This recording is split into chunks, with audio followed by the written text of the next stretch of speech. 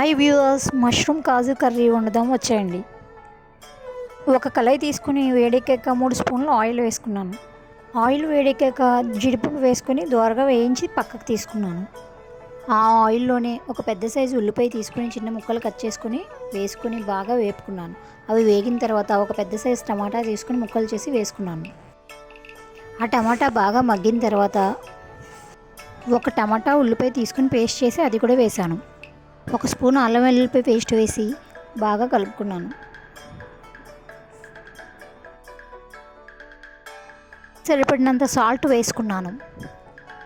Spoon పసుపు, 2 స్పూన్ల కారం వేసుకున్నాను. వేసి మొత్తం బాగా కలిసేటట్లు కలుపుకున్నాను.